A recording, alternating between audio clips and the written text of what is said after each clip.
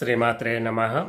ఈరోజు వీడియోలో నేను ఎవరికైతే కోర్టు కేసులు ఉంటాయి కదా, అయితే ఈ కోర్టు కేసులు ఎన్నో సంవత్సరాలు అవుతుంది, అయినా మాకు బయటపడడం లేదు, ఎన్నో ప్రయత్నాలు చేస్తున్నాము, అయినా మాకు అసలు ఏం జరుగుతుందో మాకే తెలియట్లేదు. అయితే ఈ కోర్టు కేసుల నుంచి తొందరగా మనం బయటపడాలి అంటే ఇప్పుడు చాలామంది ఏం చేస్తారంటే, కొంతమంది ఈ లాయర్స్ కూడా కొంతమంది అంటే అడ్వకేట్స్ డబ్బులకు ఆశపడడం, వాళ్ళు కూడా కొన్ని మాట్లాడుకొని అంటే వాయిదాలు వేస్తుంటారు కదా.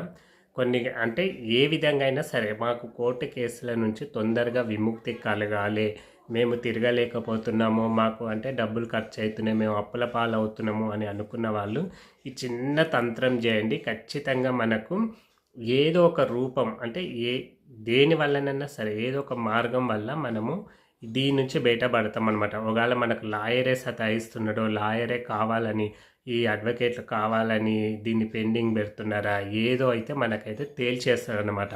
అయితే మీరు ఏం చేయండి అంటే ఇది సోమవారం రోజు చేయండి, లేదా ఆరుద్ర నక్షత్రం రోజనే చేయండి. ఒక సోమవారం రోజు మీరు ఎవరైతే ఈ పూజ చేస్తున్నారో వాళ్ళు ఉదయం నుంచి మీరు ఒక్క పొద్దు మౌనరతంగా ఉండి మనసులో ఓం నమ శివాయ అనే మంత్రాన్ని స్మరిస్తూ ఉండాలన్నమాట.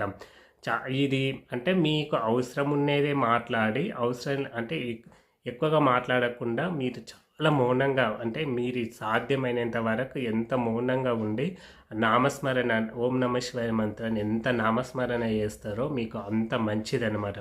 ఇలా మీకు ఒకవేళ సరే మీకు ఏమైనా బీపీ షుగర్లు ఏమైనా ఉంటే కనీసము ఇంత టిఫిన్ అన్నచ్చి అంటే ఉల్లిపాయ లేకుండా, ఉల్లిపాయ అంటే సాంబారే కానీ ఇడ్లీ చట్నీ కానీ ఏదైనా సరే ఒకవేళ సరే కొంచెం అన్నం తిన్నా కానీ ఉల్లిపాయ లేని కూరలు మాత్రం వేసుకోండి. అదేవిధంగా ఇలా మీరు సాయంత్రం అయిపోయిన తర్వాత మీరు ఏం మనకు సూర్యుడు అస్తమించిన తర్వాత మీరు నల్ల మిరియాలు తెలుసు కదా, నల్ల మిరియాలు ఒక గుప్పెడు తీసుకొని ఒక ప్లేట్లో శివలింగ ఆకృతిలో ఆ నల్ల మిరియాలను పోసి మీరు కొద్దిగా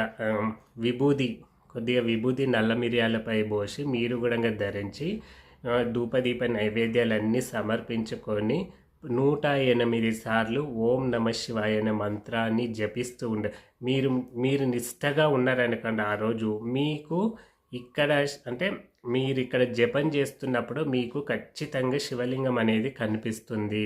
అంటే మీకు ఏదైనా దారి లేకపోతే ఎవరైనా చెడగొడుతున్నారా కావాలని అనేది మీకు ఖచ్చితంగా ఇక్కడ కనిపిస్తుంది. మీరు భక్తితోటి ఉన్నారనుకోండి, ఖచ్చితంగా ఈ జపం చేసేటప్పుడు మీకు అంటే మంచిగా శివలింగ ఆకృతి మీకు కనిపిస్తుంది. మీకు ఎవరైతే ఇబ్బందులు పెడుతున్నారో వాళ్ళ ఫేస్లు కూడా మీకు కనిపిస్తాయి అన్నమాట. అందుకే చాలా భక్తితోటి చేయండి. అయితే మీకు పూజ మొత్తం అయిపోయిన తర్వాత మరుసటి రోజు ఏం చేయండి అంటే మళ్ళీ స్నానం చేసుకొని మీరు ఆ మిరియాలు ఉన్నాయి కదా, ఆ మిరియాలను మీ ఇంటి చుట్టూ 4 సైడ్లు పోయాలన్నమాట. అంటే మీ ఇల్లు ఉంటుంది కదా, ఇంటికి 4 వైపులా ఆ మిరియాలను చల్లాలన్నమాట. ఇట్లా మూడు సోమవారాలు చేయండి. 3 సోమవారాలలో ఖచ్చితంగా మీకు ఈ కోర్టు కేసులు దేనివల్ల పెండింగ్ పడుతున్నాయి అనేది మీకు తెలుస్తుంది. దాని నుంచి మనం ఎలా బయటపడాలి అనేది కూడా మనకు తెలిసిపోతుంది. ఖచ్చితంగా ఆ పరమేశ్వరుడు మిమ్మల్ని రక్షిస్తాడు. కాకపోతే ఇక్కడ మీరు మౌనంగా మాత్రం అంటే పనికిరాని మాటలు మాట్లాడకూడదు. మనం ఈ ఫోన్లలో కూడా ఫోన్ చూస్తుంటే కూడా మనకు కొన్ని పనికిరానివి వస్తుంటాయి. అంటే చూడలేనివి కూడా మనకు కనిపిస్తాయి. అంటే ఫోన్ కూడా దూరంగా ఉండి సాధ్యమైనంత వరకు మీరు ఓం నమ శివాయ మంత్రాన్ని పఠిస్తూ మౌనంగా ఉండి పూజ చేయండి. 100% మీకు కోర్టు కేసుల నుంచి బయటపడడానికి మార్గం అనేది కనిపిస్తుంది. అదేవిధంగా మొండి బాకులు అంటే మనకి ఎవరికైనా పైసలు ఇస్తే వాళ్ళు పైసలు అడిగినప్పుడు వల్ల ఉల్టా మాట్లాడడము, మనపైనే ఉల్టా కేసులు పెట్టడము, అప్పుడు ఇస్తాం ఇప్పుడు ఇస్తామని ఈ మొండి బకాయిలు ఎవరైతే ఉండరో, మనకు రావాల్సిన రుణాలు మనకు రావాలి అంటే మీరు ఏ రోజైనా పర్వాలేదు, ఇది మనకు ఈ మూలికలు అమ్ముతారు కదా, ఈ మూలికలు అమ్మేవాళ్ళు కానీ లేకపోతే మనకు కొన్ని పూజా స్టోర్లలో భుజిపత్రి అని ఉంటుంది. భుజిపత్రి అంటే వాళ్ళు ఇస్తారు అన్నమాట, చిన్నగా ఉంటుంది పత్రి.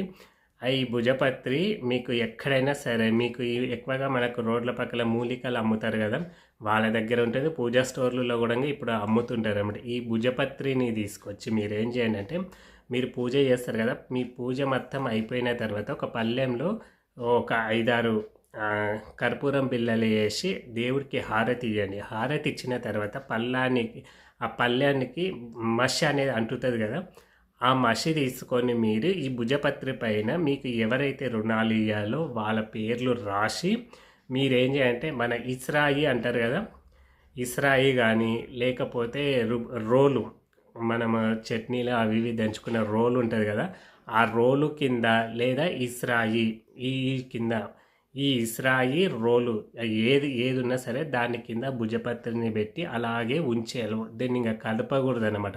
కనీసం 1 నెల వరకు మీ డబ్బులు వాళ్ళు ఇచ్చేంత వరకు ఇలా చేయడం వల్ల ఏమవుతుంది అంటే మీకు శత్రువులు ఎవరైనా ఉన్నా వాళ్ళు మిత్రులుగా అవుతారు. మీకు అంటే మొండి బకాయిలు ఉన్న వాళ్ళు కనీసం వాళ్ళు ఎంతో కొంత మీకు రుణాలు అనేది ఇవ్వడానికి అవకాశం ఉందన్నమాట.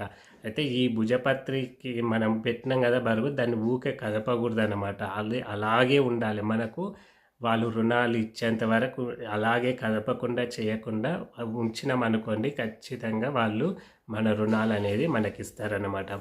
అందరూ ఆ పార్వతీ పరమేశ్వర్ల అనుగ్రహంతో సంతోషంగా ఉండాలని కోరుకుంటున్నాను. జై శ్రీరామ్.